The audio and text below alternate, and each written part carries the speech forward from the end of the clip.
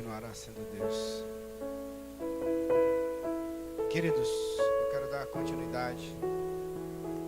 Nós ministramos domingo sobre precisamos ter uma consciência que nós pertencemos a Cristo. Nós fizemos um paralelo no texto de Paulo, na segunda carta aos Coríntios, capítulo 10. Esse não será o texto dessa noite, mas eu quero retomá-lo para nós conectarmos a mensagem de hoje. Paulo defende a sua autoridade apostólica ali na segunda carta dele, capítulo 10. E no versículo 2 ele diz: rogo-vos, pois, que quando estiver presente, não me veja obrigado a usar com confiança da ousadia, que espero ter com alguns, que nos julgam como se andássemos segundo a carne. Porque andando na carne, não militamos segundo a carne. Porque as armas da nossa milícia não são carnais, mas sim poderosas em Deus, para a destruição de fortalezas, ou das fortalezas, destruindo os conselhos e toda altivez que se levanta contra o conhecimento de Deus, e levando cativo todo o entendimento à obediência de Cristo.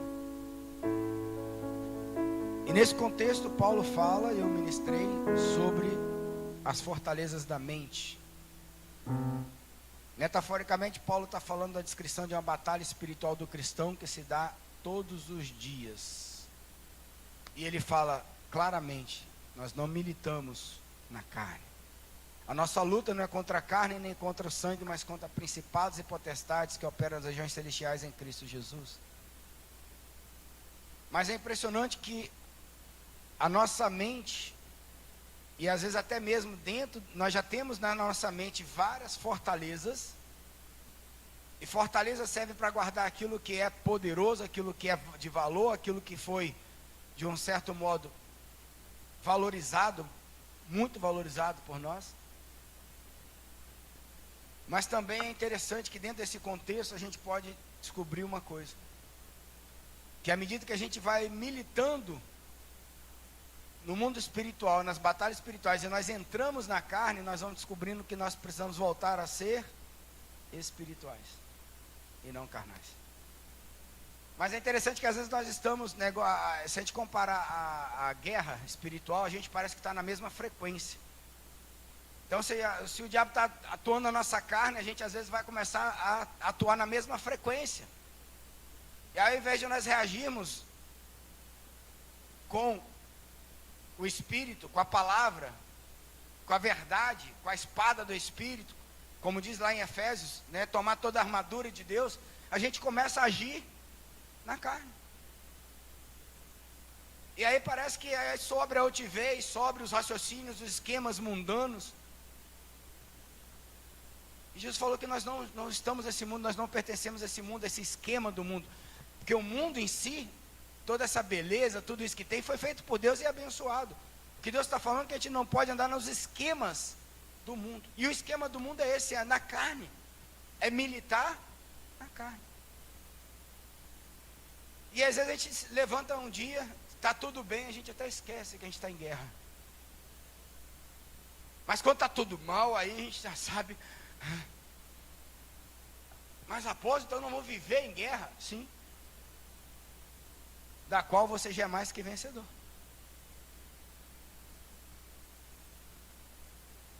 E aí é que os sofismas, as questões que estão enraizadas nas nossas mentes, desse raciocínio esquemático do mundo, é que vai pegar muitas vezes aquilo que a gente ainda tem na nossa mente guardado, fortalecido na carne, e ele vai usar. Por quê? Porque ele joga para a altivez, ele joga para o orgulho, ele joga para o alto, sua autoconfiança. Mas é interessante que quando a gente está naquelas batalhas espirituais tremendas, e a gente vai para cá, a gente vai para lá, luta daquilo, luta de lá, e parece que ninguém está vendo. Parece que ninguém vai ajudar. Às vezes a pessoa está do teu lado. Às vezes é teu irmão que ora contigo, é teu pastor e parece que está cego. Parece que Deus fez de maldade. Peraí, eu não vou tirar dele essa possibilidade de enxergar isso, só porque eu quero que o cara se arrebente aqui comigo. Parece que Deus fez de maldade, como se Deus fosse ruim. Não é verdade? Quantas vezes eu gemi por causa disso? Quantas vezes eu chegava assim, contava tudo e ninguém falava assim, não vou lhe ajudar. Fala assim, vai melhorar. Vou orar por você. Orar por você não vai pagar a conta de amanhã.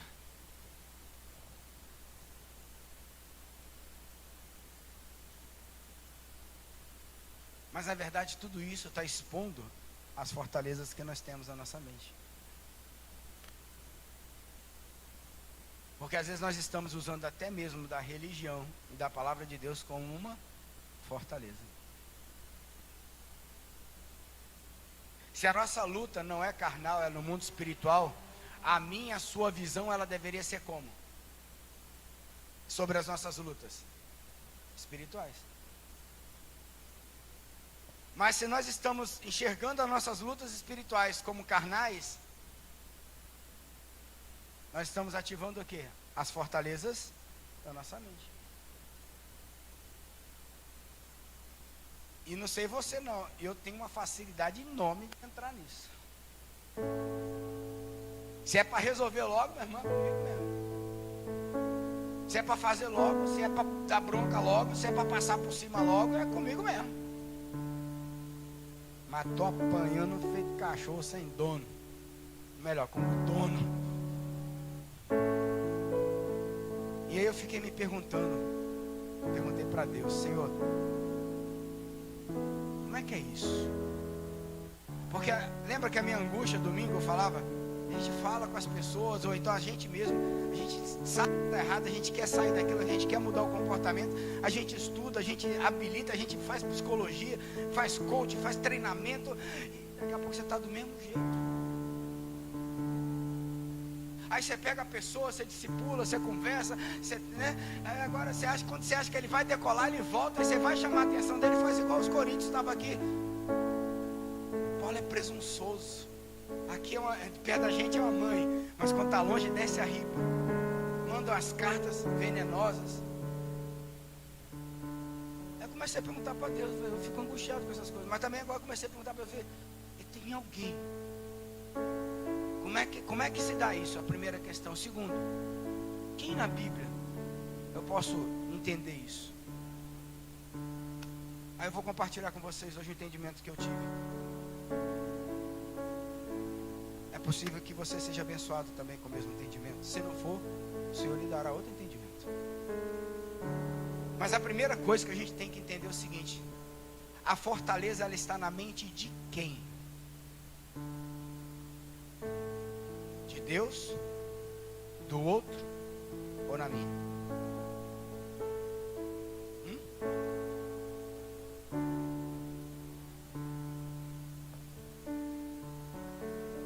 Essa tem até medo de assumir, né? Está na minha.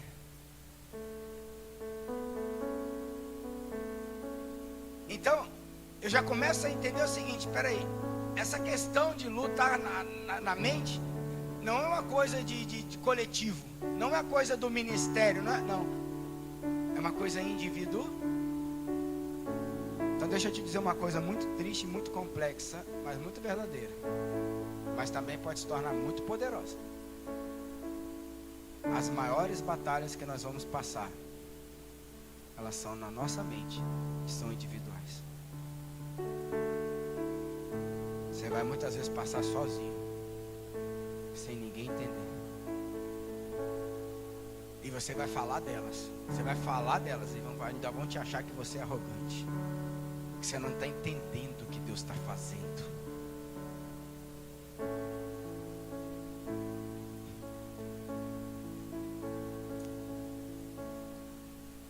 A segunda coisa é que ninguém entra nessa batalha. Ninguém entra nessa batalha e sai dela. sem autoridade. Então entenda uma coisa: você só tem autoridade quando você está debaixo de outra autoridade. Hoje eu tenho autoridade aqui, não é porque eu estou debaixo do Senhor, é porque eu estou debaixo hoje de Nancy. Era Nancy Marco Antônio debaixo de Nancy. Você vai falar tchau, tchau. Você vai falar fica, fica. Autoridade. Mas a autoridade, ela não representa mim. A autoridade, ela está disposta a quem eu represento. Então eu aqui eu não represento o Williams, apesar de estar aqui na casa de Williams, literalmente. Mas eu aqui represento o quê? MGC. Que ao mesmo tempo representa o quê? Parte da família de Deus. Que ao mesmo tempo representa o reino de Deus na terra. Então, se eu entender a minha luta não está aqui, tá? Lá aonde eu tenho as fontes da representatividade. E isso faz toda a diferença. Porque se eu entender isso, eu vou levar para o pessoal. É comigo. Deus não me ama. Aí a angústia vai vir, aí o pecado vai bater a porta, aí você vai cair de novo, aí você vai levar, aí vai começar aquele rema que a gente já conhece. Está pronto para usar isso aí, porque os deuses desses séculos, eles têm a função de cegar a sua mente para a luz do entendimento do Evangelho de Cristo. É a hora que a gente fala assim: não consigo, não posso, não vai dar certo, não tenho forças. Não, isso é verdade. Não tem. É Ele que tem. É a palavra que tem. É o Espírito que te dá força. Você tem que ter o Espírito, não é a força. Porque se a força é sua, você não precisa de quem? Do Espírito. Então você luta a sua guerra.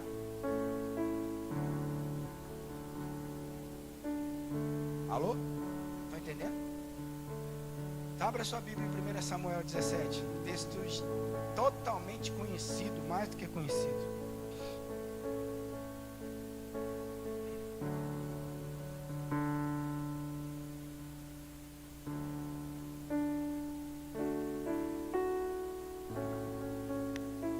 Quero dar uma alegoria diferente para esse texto hoje, conforme o Espírito ministrou no meu coração. 1 Samuel 17 fala da guerra entre os israelitas e os filisteus.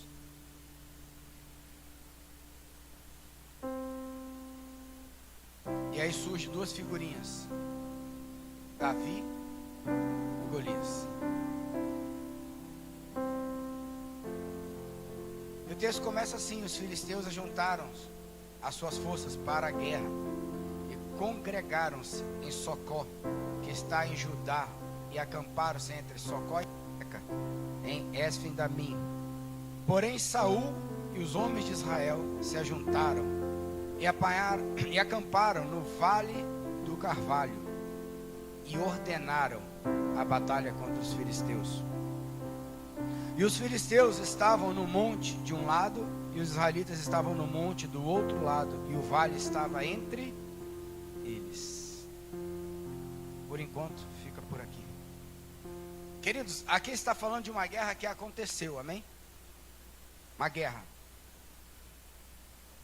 entre dois exércitos que aconteceu. Mas eu quero olhar para aqui com essa visão de uma fortaleza mental e de guerras espirituais. E se você olhar o texto depois mais a fundo, você vai descobrir que na verdade isso aqui era uma guerra espiritual, não tinha uma relação com guerra cívica. Apesar de parecer ser, não era. E muitas vezes é isso que acontece conosco. A gente olha para a nossa situação e parece ser uma guerra na nossa carne, parece ser uma guerra nossa. E na verdade, pode não ser. Como pode ser? E a gente precisa discernir, porque se você não discerne, você vai lutar com as armas erradas. Os filisteus, não é a primeira vez que eles estão guerreando. Se você bem lembrar, Sansão já tinha feito a besteira toda lá. Os filisteus adoravam a múltiplos deuses. Dagon adorava, esqueci agora, Astorate, adorava Baal-Zebu, pegava criança, jogava no fogo, sacrificava virgens, sacrificava crianças. E é esse povo que se levanta nesse momento, de um lado no monte, chamado, lá em Socó, contra o povo de Deus. E é interessante que quem governava o povo de Deus nesse tempo era Saul. E Saul junta os seus homens, e agora vai para um outro lado, e ordena a batalha. Interessante, um ficou de um lado, e o outro ficou do outro, e no meio tinha um vale. Mas é interessante, quando você vai estudar isso aqui, você descobre que os filisteus ficaram numa fortaleza. E para eles descerem dessa fortaleza até o vale, eles tinham cavalos, eles tinham carros. E esse vale tinha ruas muito estreitas e era um penhasco muito grande. Eles levaram 40 dias para sair do lugar que estava até chegar ao vale para a guerra. E olha que interessante, o povo de Deus ficou quantos anos no deserto? 40 anos.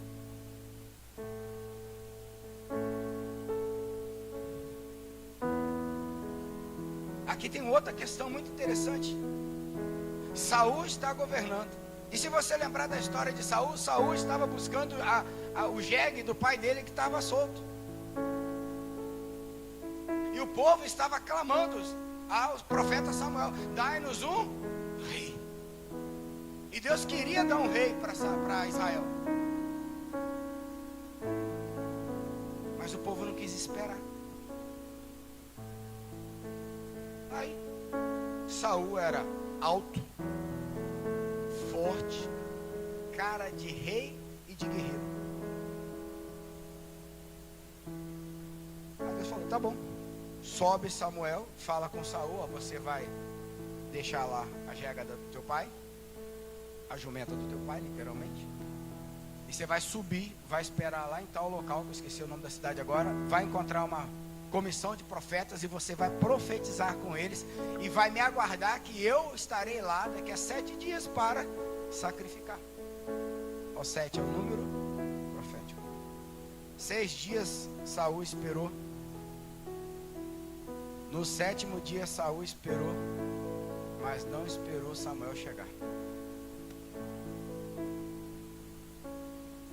Deus já tinha feito Saul o quê? Rei. Porque ele não esperou alguns minutos. A alma de Saul estava aflita, mas aflita de boa forma, porque ele não tinha experiência de profetizar. E ele foi para a comitiva dos profetas e chegou lá, ele foi cheio. A Bíblia diz que o Espírito de Deus tomou Saul.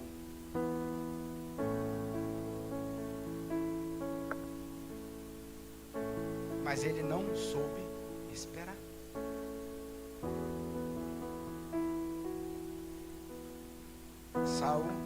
Samuel chega e fala: o que você fez, meu filho? Hoje o Senhor não garantiria o teu reino? Ah, mas você estava demorando. Ele falou: então perdeu, playboy. Na mesma hora o Espírito do Senhor saiu de Saul. Mas Saul deixou de governar? Não? Guarda isso no teu coração.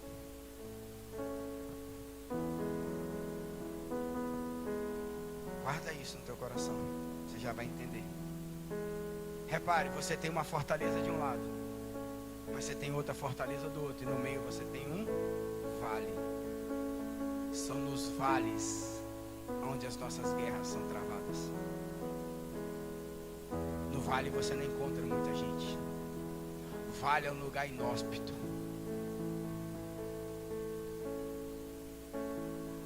Então você tem uma fortaleza de principados e potestades, cheios de Dagon e outros demônios.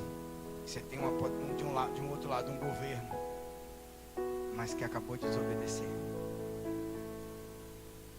E você tem uma guerra num vale. Aí, a regra era o seguinte: pegava 2 homens de guerra, levava para esse vale, e os 2 iriam se degladiar. Pronto, aquele que vencesse, a guerra acabava ali, 1 contra 1.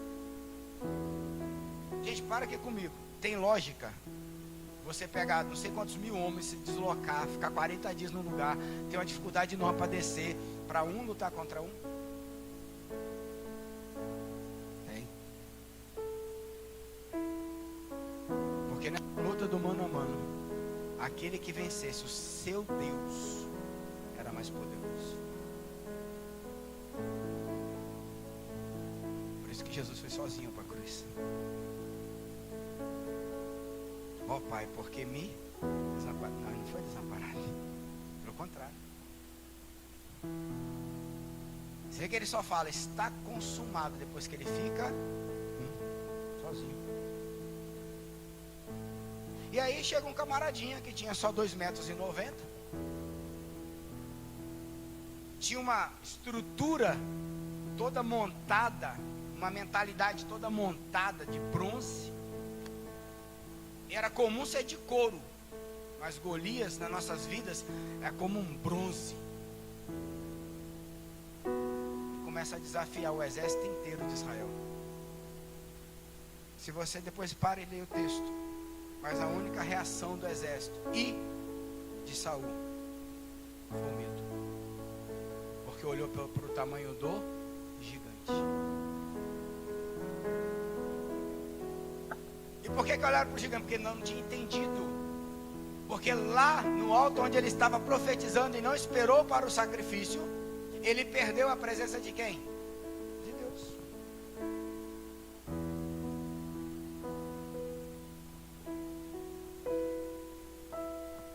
Quando a gente perde a presença de Deus, a gente enxerga o quê? O medo. Os gigantes. E quando a gente sai desse lugar que Deus quer. Adão, onde é que você está? Eu estou aqui, pode falar. Aí ele fala todo dia. No dia que Adão saiu do lugar que ele estava. Adão, onde é que você está? Tive medo. A gente não pode sair. A gente tem que esperar até que o profeta venha. Ou seja, até que a palavra profética, a direção, a visão seja habilitada. Você pode, é interessante que aqui é muito claro, você pode governar sem Deus. Mas você não pode ser sacerdote sem Deus.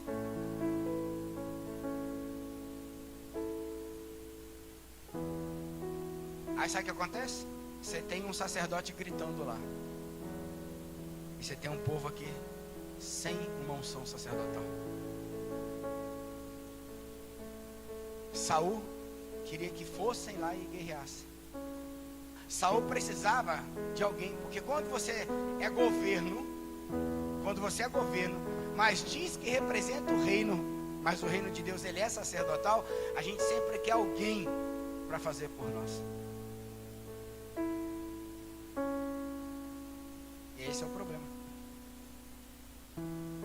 Porque você sabe quem deveria estar de frente para Golias? Segundo a regra desse tempo, quem tinha aparência de rei, quem tinha aparência de soldado, e quem tinha altura e força para isso? Saul.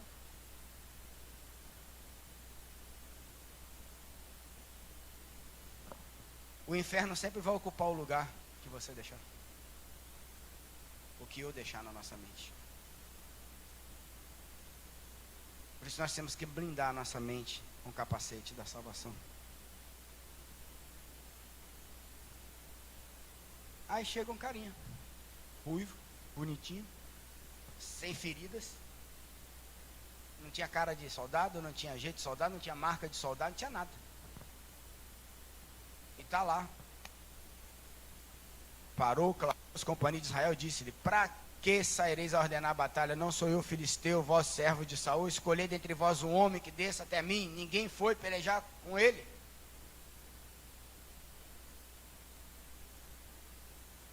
E todo mundo lá com medo, 40 dias. 40 dias sendo esculachado, 40 dias sendo zombado, 40 dias sem entender que a batalha não era contra a carne nem contra o sangue, mas contra os principados e potestades. Quantos dias você está batalhando na carne, sem entender que ela não é na carne? Quantas vezes você está batalhando fora? Alguém que ore por você, alguém que lute por você, alguém que faça por você, alguém que mude por você, mas você não está batalhando dentro. Aí Davi, seu pai tinha mandado ele lá levar pão, queijo, para os seus irmãos, que era comum. O povo ficava lá 40 dias e alguém tinha que levar o quê? Comida. Ou comida que plantava, eles mesmos plantavam, ou comia aquilo que o povo levava.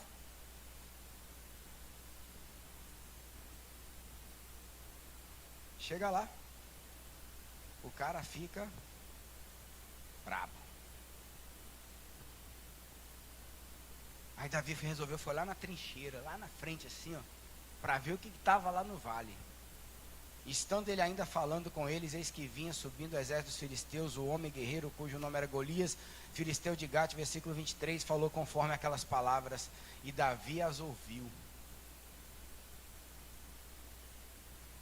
Sabe qual foi a resposta de Davi?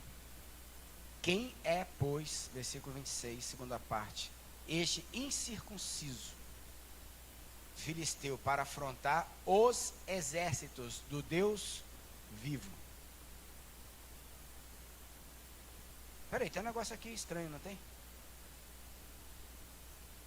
A gente está falando de uma guerra entre homens, a gente está falando de um cara afrontando todos, mas que representava deuses. Aí vem Davi e fala assim, esse cara é incircunciso. Sabe o que ele está dizendo? Esse cara não tem aliança com Deus. Se ele não tem aliança com Deus, logo, ele é um derrotado. Eu posso usar o pensamento inverso. Se você tem uma verdadeira aliança com Deus, logo, você é mais que vencedor nas suas batalhas. Não é ficar parado como Saul e mandando alguém batalhar por você. É você se levantando como Davi e encarando os circuncisos e indo em nome do Deus vivo. Mas eu acho massa que ainda tem outro segredo aqui. Para afrontar os exércitos, no plural, do Deus vivo, só tinha um, gente. Aonde Davi estava vendo outro?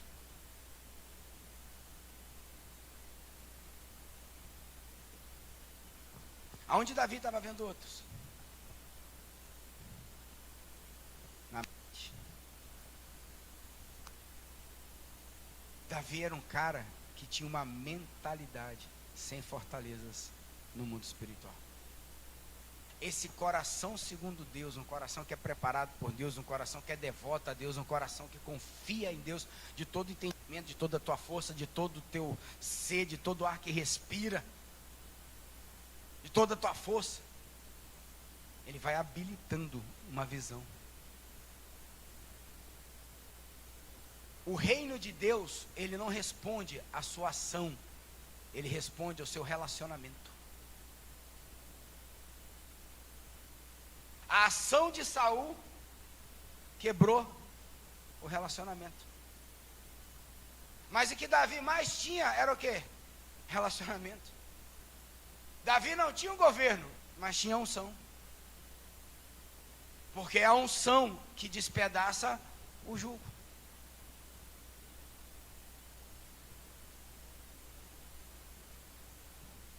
A unção faz você ver essas coisas que ninguém está vendo. A unção faz você crer em coisas que todo mundo está dizendo o contrário. Se você pegar o texto, você vai ver que os irmãos dele falam assim: ô baixinho, tu vem para cá tirar onda com a gente?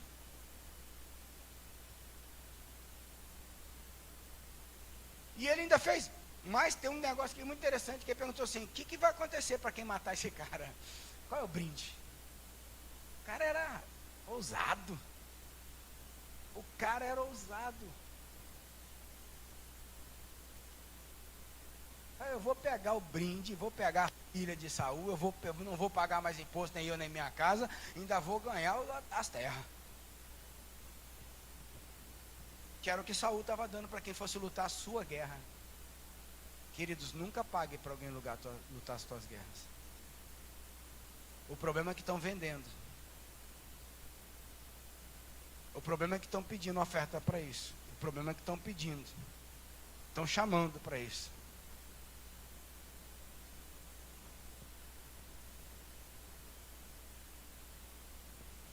O reino de Deus não responde à sua obra, porque ninguém vai ser salvo pela obra. O reino de Deus responde ao seu relacionamento. Aí o baixinho foi lá. Volta. Ele foi lá. Contaram para Saul. Saul chama ele. Olha o que ele fala para Saul. Versículo 32. Não desfaleça o coração de ninguém por causa dele. Teu servo irá e pelejará contra este filisteu. Só tem autoridade quem está debaixo de quem? Autoridade, não é isso? Olha que interessante, o cara estava cheio da unção, mas ele foi lá diante do rei e falou assim: o teu servo. E é interessante que Saul nem lembrou que era Davi que tocava as harpas quando ele estava endemoniado.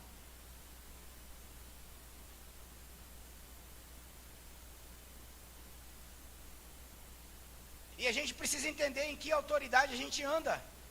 Porque aí pega Saul agora e quer vestir Davi com a sua farda, com o seu instrumento de guerra. Lembra que Saul só tinha o quê? O governo. Lembra? Se você não tem armas certas para lutar a tua batalha, não vai dar certo. Saul ainda tenta redarguir com Davi, ó, contra este filisteu não poderás ir a peleja com ele, pois tu ainda és moço, ele homem de guerra desde a sua mocidade. Aí Davi responde para ele, ó, teu servo era pastor de ovelhas do seu pai, e quando via um leão e um urso, e tomava uma ovelha do rebanho, eu saía após ele, o feria, e a livrava da sua boca. E quando ele se levantava contra mim, lançava-lhe mão da sua juba, e o feria e o matava. Assim feria o teu servo o leão como o urso, assim está este circunciso será ferido como um deles. Porquanto afrontou os exércitos do Deus vivo. De certa forma eu posso dizer assim, ó, Davi sabia com quem andava. Agora para aqui, para você ter uma ideia. Tu acha que um cara de 1,60 m, 1,70 m mais ou menos, tem alguma chance com algum leão? Nem com filhote, filho.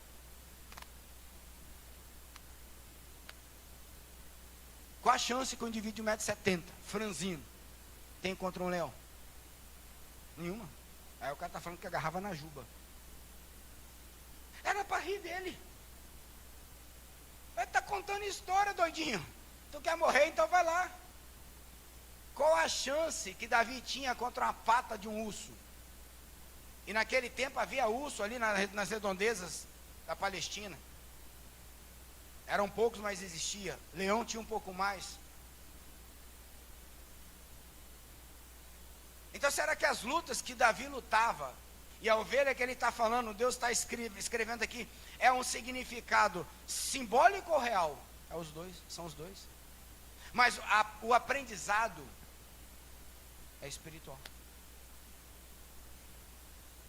Porque era Deus que livrava Davi do urso e do leão. Eram os exércitos de Deus que estavam com Davi, os anjos, os espíritos ministradores que estavam com Davi, que lutavam com Davi. Que de uma certa forma feria o leão, amarrava a força do leão, amarrava a força do urso, e ele tinha competência de ir lá e fazer o quê? Matá-lo, ou arrancar a ovelha. Mas Davi agia como o quê? Como rei ou como pastor? Como rei ou como sacerdote?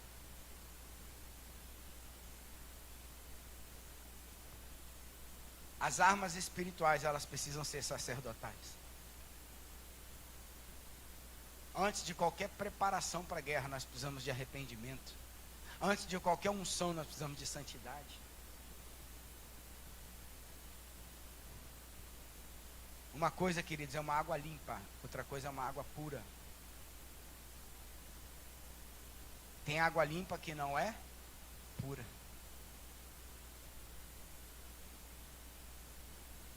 Mas disse mais Davi: o Senhor me livrou das garras do leão e do urso.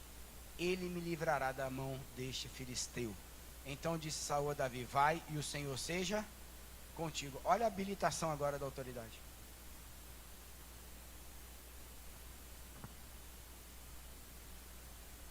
Olha como Davi agora habilita a autoridade. Porque hoje é assim, a gente sai na carne e a gente quer resolver, e se alguém confrontar, tá igual o Paulo fala lá, parece que a gente está afrontando. Ou então você fala, o caminho não é esse. Ou então você dá uma autoridade para tentar a pessoa debaixo de uma autoridade, ela não quer. Queridos, as regiões celestiais, elas entendem as patentes espirituais. A Bíblia fala do primeiro céu, do segundo céu, até o terceiro céu. A Bíblia fala de principados, potestades, ou seja, níveis. Tem guerras que você vai ter que fazer sozinho, vai ter guerras que você vai precisar de unção de alguém, para ele te habilitar para você fazer. E vai ter guerra que você não vai ter que guerrear. Lá em 2 Crônicas, o povo cai em um jejum. No dia da guerra, véspera da guerra, Deus levanta um profeta e fala para o rei: essa peleja não é vossa, senão do Senhor. Amanhã não tereis que pelejar. Coloca os levitas na frente, vai. E quando você descer ao vale, você vai encontrar lá todo mundo morto. Pega os despojos e o que der para trazer, aguentar, você traz para casa. Era tanto despojo que eles não conseguiram trazer tudo. E era um exército pequenininho contra o exército gigantesco. Tem peleja que não é nossa, senão do. Então a minha atitude sacerdotal, ela pode me tirar da guerra e colocar quem? O meu Deus.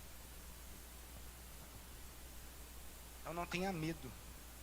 Se Deus falar, é comigo.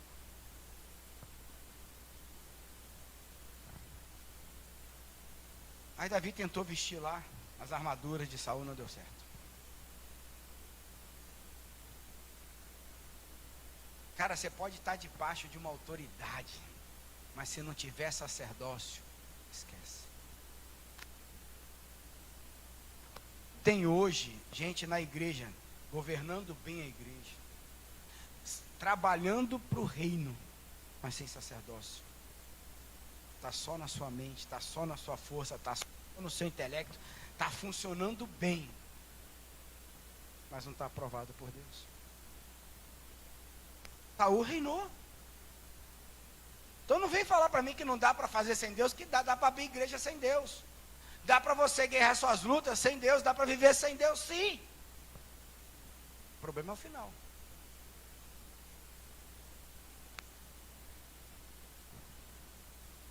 E aí começa lá, Davi desce. Mas é interessante. Tentaram botar a farda de Saul.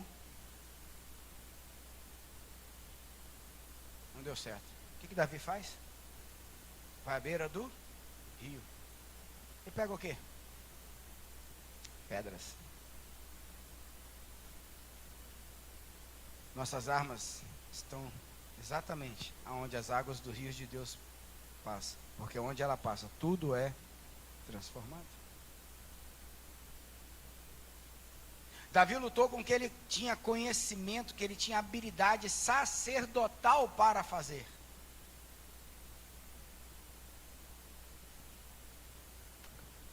Era a funda, a pedra e o bornal. Era instrumento de um pastor de ovelhas. Por quê? Porque ele não estava indo para uma guerra humana, ele estava indo para uma guerra entre deuses. Ele entendia o que a Bíblia está dizendo para nós, que a nossa luta não é contra a carne nem contra o sangue, mas contra todo principados e potestades que operam nas regiões.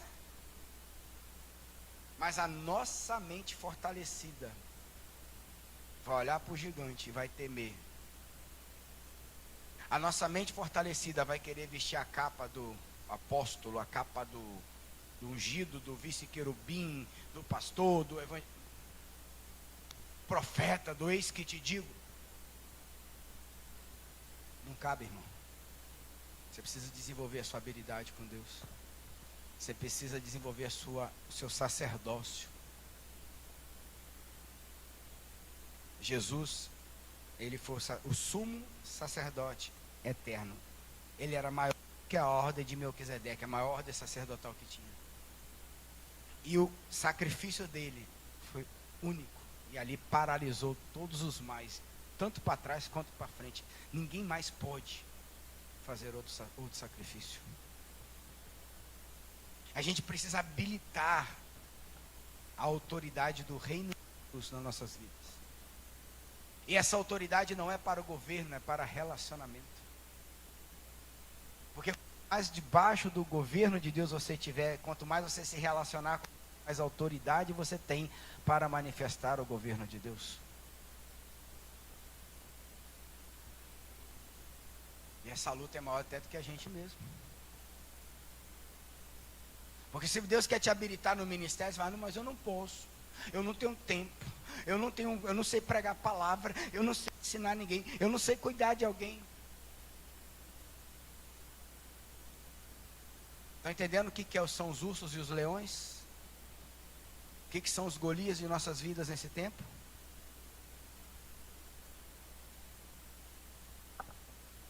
E aí Davi desce, chega lá. Golias perguntou, eu sou por acaso algum cão, rapaz, pra você vir para cá com um cajado na mão? Imagina a cena, gente, na boa.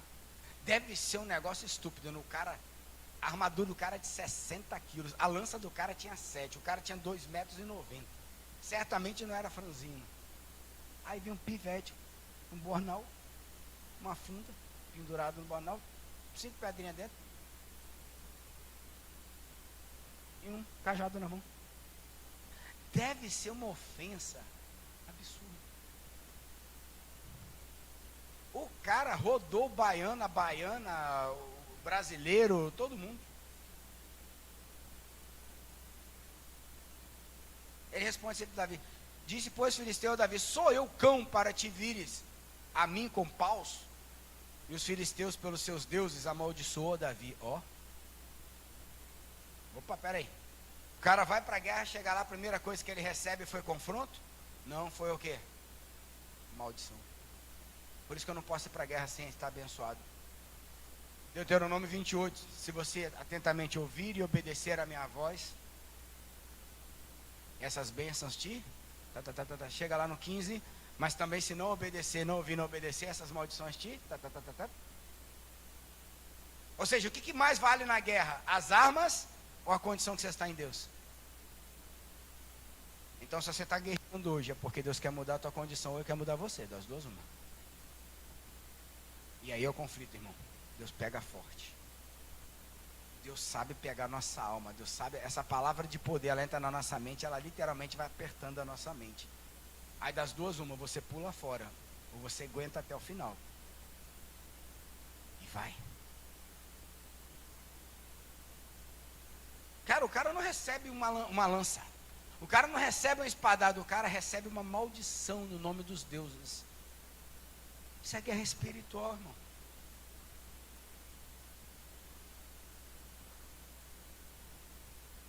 E disse mais a Davi, vem a mim e eu darei a tua carne, as aves dos céus e as bestas do campo. Davi, porém, disse ao filisteu, tu vens a mim com espada, com lança e com escudo. Sabe o que Davi está falando? Eu sei em quem você está confiando.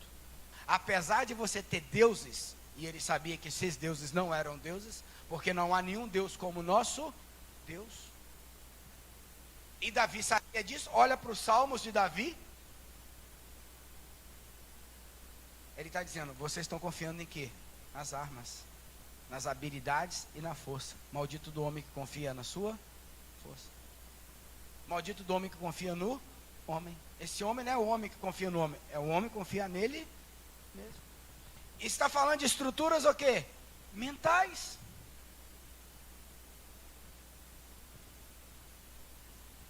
Tu vens a mim com espada, com lança e com escudo. Porém, eu venho a ti em nome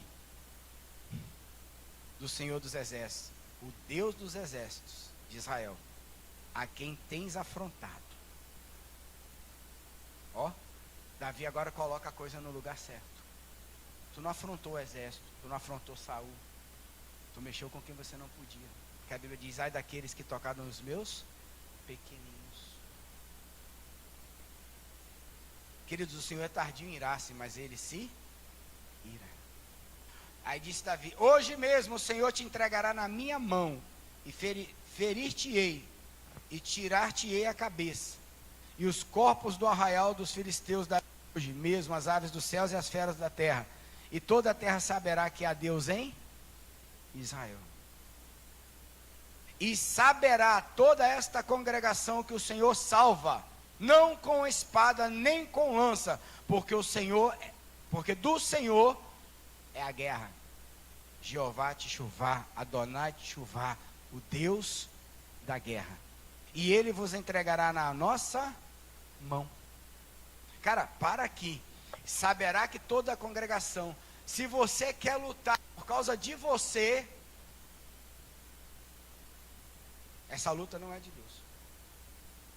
Se você quer lutar para mostrar que você é crente para os outros, para o seu pastor, para fazer número, para fazer ministério, para ter família bonitinha, esquece, isso não é Deus.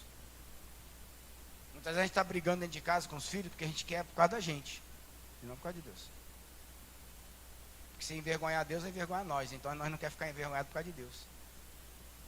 Mas nós envergonhamos Deus e Ele teve misericórdia de nós.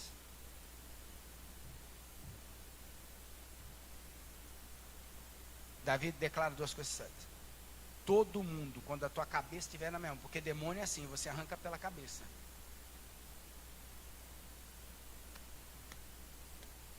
Fortalezas mentais significam sinagogas de Satanás. Pensamentos.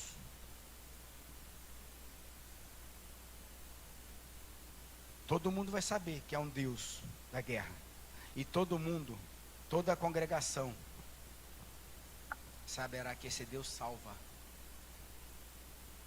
Davi estava aprontando para quem? Para Jesus, gente. Quem é o nosso Golias hoje? Satanás e seus anjos. Esse foi decapitado, foi amassado. Satanás não tem nenhum inferno. Deus fez o inferno para Satanás e os seus anjos. Satanás não tem nenhum inferno.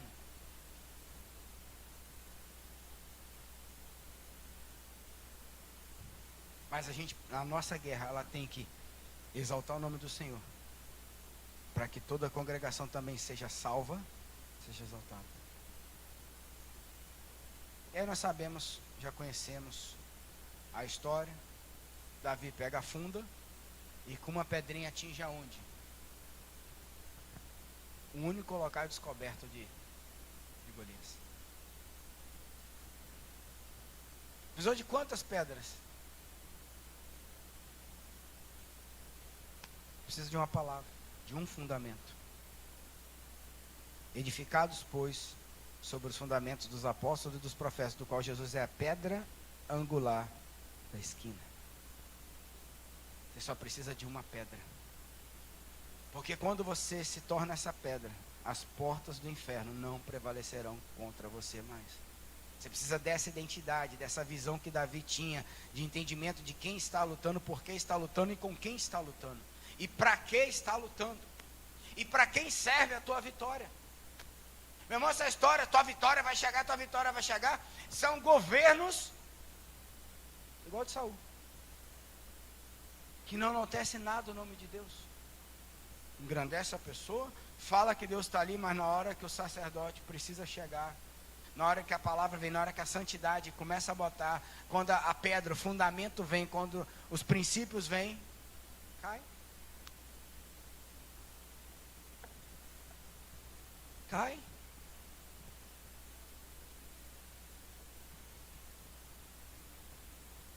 A gente não pode. Davi toma a cabeça de Golias e leva e apresenta. Eu quero trazer a você algumas fortalezas na nossa mente que nós precisamos trabalhar, não como carne, não na nossa carne, mas no Espírito e na palavra, que é poder de Deus para transformar nossa mente, através do nosso culto racional. Primeiro são os inimigos da fé e da confiança. Os leões os ursos e os Golias, eles se encontram dentro desse contexto. A incredulidade, a ansiedade, a dúvida, a indecisão e o medo. São fortalezas que nós temos na nossa mente contra a fé e contra a confiança. Gente, sem fé é impossível agradar a Deus. Importa que aquele que crê em Deus, crê também que Ele é galardoador daqueles que o buscam e o temem. Então a gente tem que abrir mão da incredulidade, da ansiedade, da dúvida, da indecisão e do medo. Mas ao mesmo tempo, nós temos inimigos interiores. Nós mesmos, nós temos problemas com rejeição. Aí precisamos fazer as coisas para ser aceito, para provar que a gente consegue, para provar que a gente pode.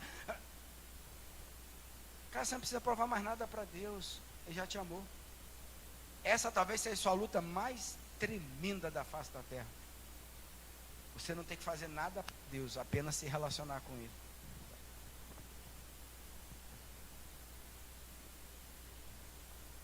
Rejeição, timidez, desânimo, ira, ódio, por zanga, os nossos inimigos interiores,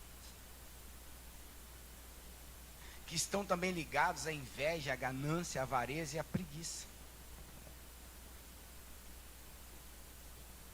e que estão sustentados no egoísmo, no orgulho, nos ressentimentos, amargura, mentira, paixões, pecados da língua e ciúmes, e que nos levam à desobediência e à insubmissão. E foi justamente na desobediência e na insubmissão que Saul perdeu o quê? O sacerdócio. Ele já tinha um governo, mas perdeu o sacerdócio. Muitas vezes nós estamos na nossa luta até mesmo com Deus, não só no mundo, pode estar no mundo, pode estar com Deus, mas nós vamos lutando na carne de tal maneira que tudo isso vai sendo ativado dentro de nós. Essas fortalezas aí, o Espírito de Deus quer quebrar isso, a palavra de Deus quer arrancar isso da nossa mentalidade, mas a gente começa a entrar na insubmissão, na desobediência. Por quê? Porque Deus está lutando conosco no nosso espírito, mas nós estamos lutando com Deus na nossa alma.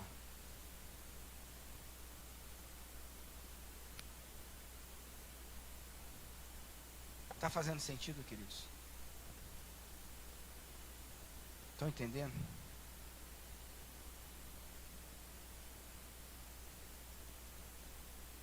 Essas fortalezas e fortificações que nós estamos enfrentando são os leões, os ursos e os Golias desse tempo. Um povo hedonista.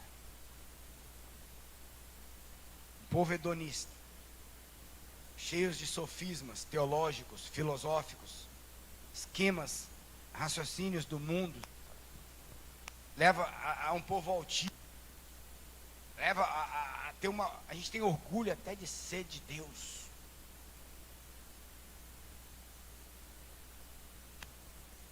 Não é que eu não tenho que ser feliz porque eu sou de Deus, mas foi a graça e a misericórdia de Deus.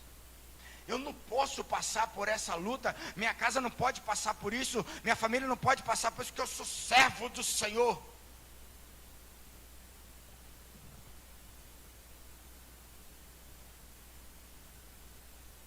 Será?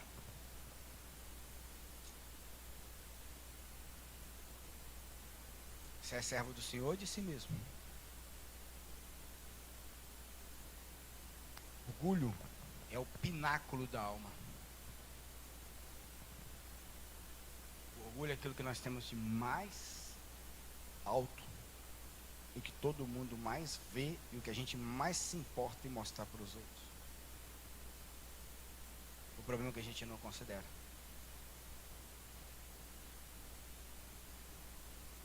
Deixa eu te dizer uma coisa, por causa de Deus, você pode comer água com farinha.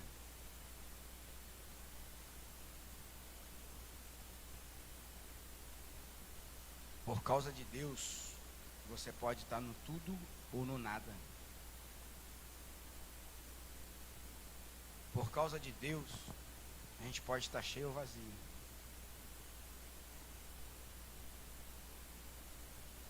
Porque Deus sempre vai ser mais importante do que qualquer situação. A gente precisa entrar no nível na nossa mente que a gente nunca passe vergonha por qualquer coisa. Porque a gente tem aquilo que é de mais valioso e poderoso no mundo, que é Deus.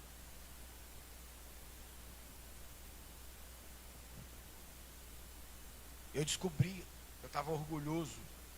Falei uns dias atrás aqui, comecei a pensar, gente, será que eu passava o mesmo período de perrengue que eu passei lá atrás? Será que eu teria coragem de voltar e viver tudo aquilo de novo? Se Deus quisesse falar, William, vou tirar agora, você está bem, né? Você foi, venceu, beleza, agora eu vou levar você de volta. E eu comecei a questionar, Deus, será que... E eu descobri que eu estou cheio de orgulho. Orgulho de ter conquistado as coisas, orgulho de ter vencido.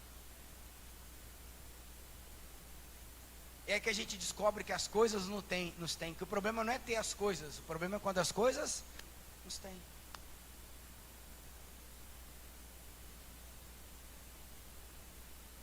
Porque se Deus me quer nesse lugar que é bom, é ótimo, é maravilhoso, mas se eu estiver sem Deus, é só governo. Estou só mostrando para a sociedade, estou só mostrando para eu vencer, estou alimentando minha alma. Aí eu posso estar em Alfavela, eu posso estar em Alphaville, o meu sentimento vai ser o quê? O mesmo, porque é a alma que está gemendo. Agora, se eu estiver em Deus, eu posso estar em Alfavela, eu vou estar pleno. Porque bênção, a palavra bênção é paz e plenitude. A palavra bênção não tem nenhum referencial na sua etimologia com valor ou coisas.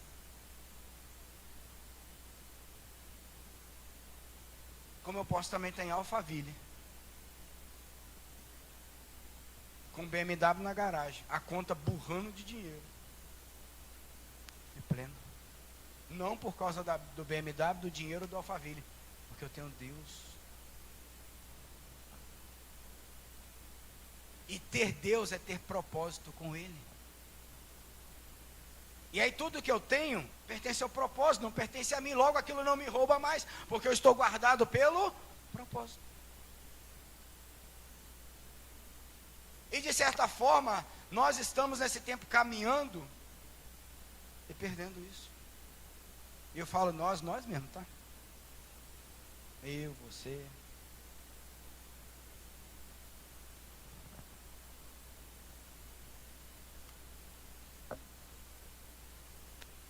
Foi muito interessante que Davi venceu tudo, daqui a pouco ele correu de Saul. Foi parar na caverna de Adulão. Em crise. Ui. O cara foi lá, venceu. Agora a filha do rei é minha. Foi bater aonde? Na caverna de Adulão.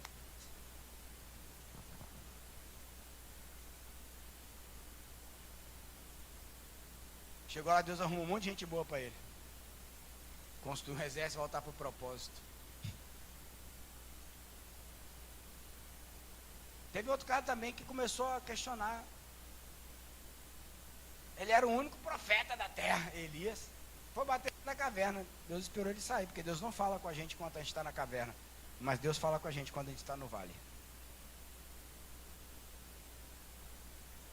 Na caverna Deus não fala conosco, mas lá no vale, no meio da guerra, Deus fala. Quem tem ouvidos, ouça. Quem tem ouvidos, ouça. Elias saiu, aí Deus falou. Ó, velho, tu não é tão bom assim. Mais profeta escondido aí, além de tu. Aí vou usar a ministração que eu assisti de Luiz Hermínio ontem, que falar para pastores, mas muito interessante. Quero encerrar. O profeta... Oh, meu Deus. Fugiu. Escreve a visão. Me ajudem. Não. Ageu não, é Abacuque. Você pega o capítulo 1, 2 e 3 de Abacuque só está reclamando, porque Deus está abrindo a visão de Abacuque só está vendo urso, leão e Golias.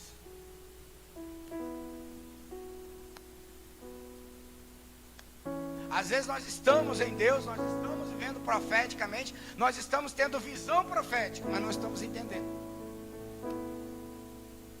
Aí no meu caso especificamente, talvez seja o seu também, é nessa hora que a minha mentalidade aflora. É nessa hora que a minha fortaleza aflora, que eu fico doido. Será que ninguém está vendo? Será que ninguém está entendendo? Ninguém presta, ninguém consegue, ninguém faz, ninguém, pelo amor de Deus. Aí você começa a virar um crítico. Aí eu tomei essa paulada ontem. Deus não precisa de críticos, Deus precisa de intercessores. E aí talvez seja a minha grande muralha para jogar no chão. Aí quando Abacuque fala assim, eu vou entrar na torre de vigília e vou ficar lá até você falar comigo.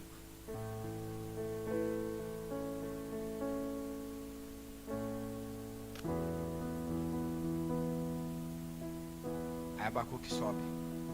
Aí Deus fala com ele, escreve a visão, para que todo mundo quando passar, pega a visão e sai com ela, e vai com ela, e leve-a para todo lugar que for.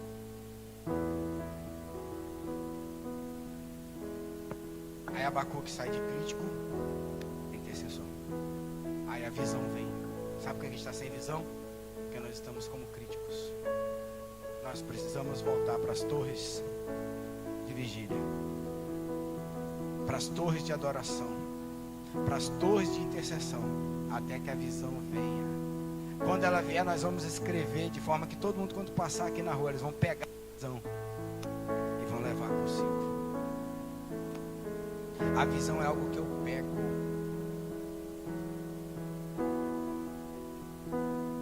Sinistro, né? A visão é algo que eu pego.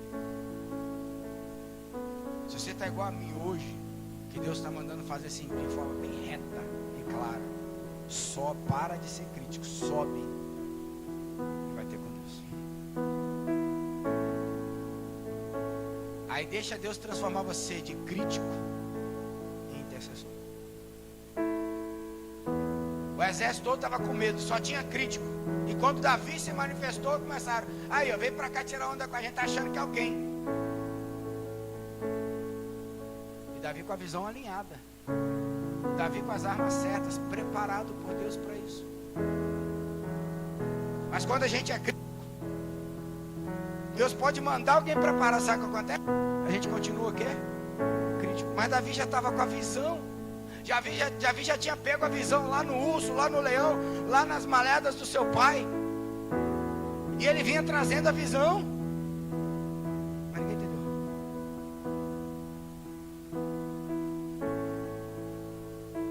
Mas quando ele corta a cabeça dos filisteus, e todos os filisteus abrem, todo mundo sabia que Adonai, Jeová, o Deus da guerra, estava ali. Todo mundo sabia que ainda há um Deus em Israel. E a igreja está na terra para proclamar que ainda há um Deus em Israel. Que o nosso Deus ainda é o Senhor. E que a sua glória ainda está sobre a terra. E que o seu nome ainda tem poder. E que o seu sangue ainda nos purifica do pecado. E que o Evangelho nos transforma e nos limpa e nos purifica e nos edifica nele. Nos transforma. Mas nós precisamos de homens de unção e não só de governo. E a gente fica brigando. Eu quero governar, minha alma quer governar, mas Deus também quer governar. Mas o que quebra o jugo não é a minha alma, não é o meu governo, é a glória de Deus, unção de Deus. Portanto, nós não precisamos de muitas guerras, de muitas armas para a nossa guerra. Nós precisamos de unção.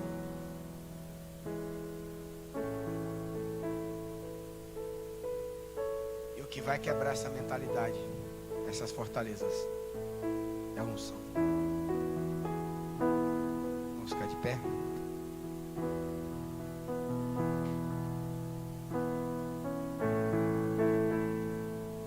Nós oramos no início, Mas eu quero pedir ao apóstolo para fazer a unção nessa noite sobre nós. Pega o óleo. Nós estaremos ungindo a nós e representando vocês que está aí na tua casa. Corre lá, pega um pouquinho de azeite, consagra o Senhor, levanta os céus, abençoa e toca na sua testa, no mesmo momento que nós estivermos aqui orando nessa hora.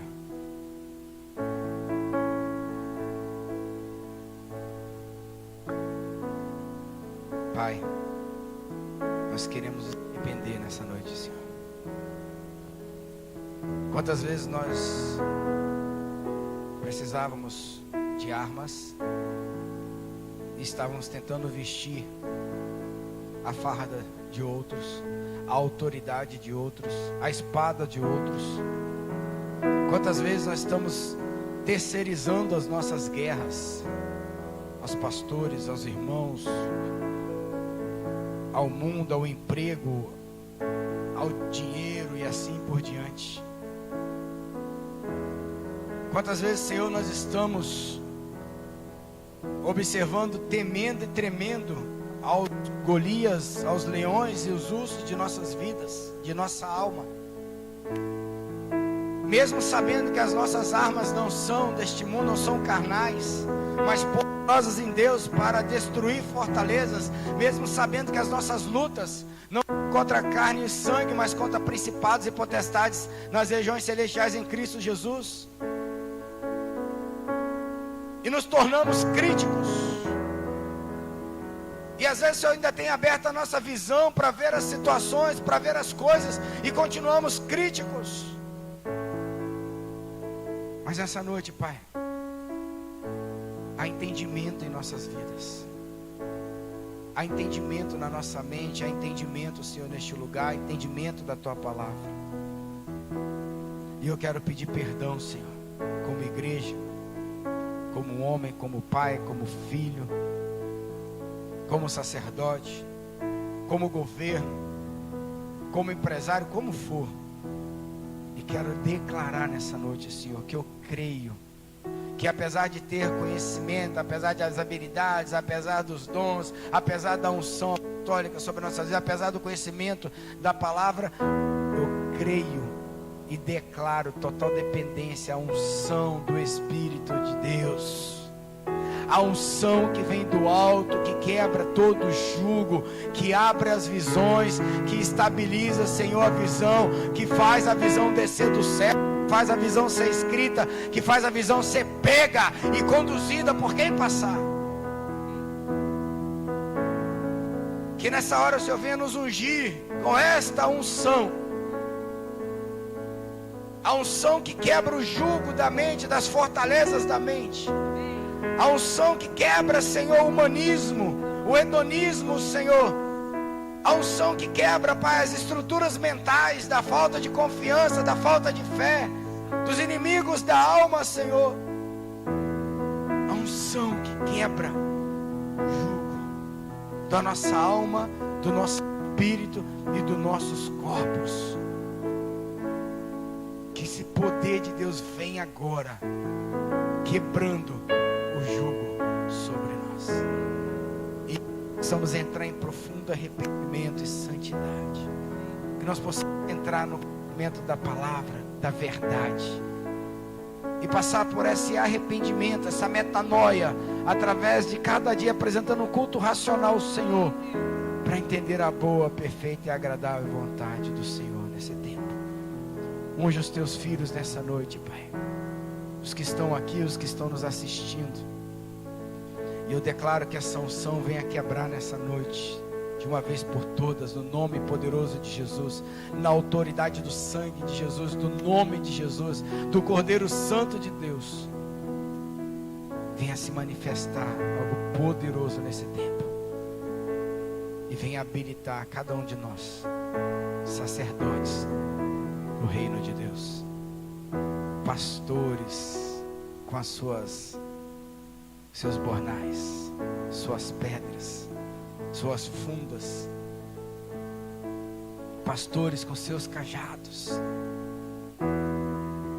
para pastorear as ovelhas, para arrancá-las da boca do leão e do urso, para arrancar as cabeças de Golias nesse tempo, para que o teu nome seja exaltado e toda Itabuna, toda a Bahia, todo o Brasil e toda a terra saiba que só o Senhor é Deus, que é Deus sobre tudo e sobre todos, e Ele está entre nós, está no meio de nós, e Ele vive em nós, e Ele se manifesta através de nós, no nome poderoso de Jesus, no nome poderoso de Jesus, no nome poderoso de Jesus.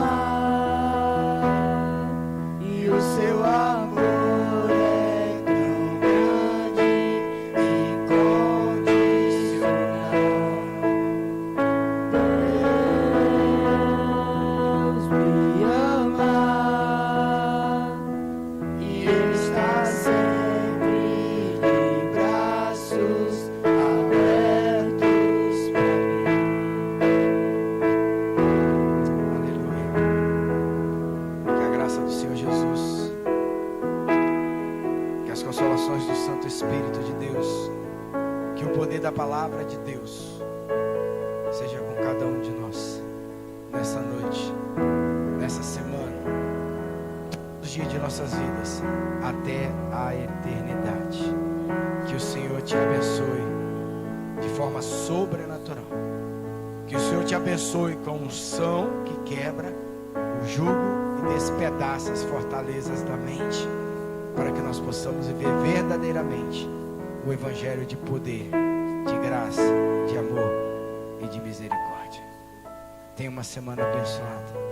Que o Senhor Jesus te abençoe, porque as bênçãos do Senhor enriquecem e não traz dores. Que o Senhor seja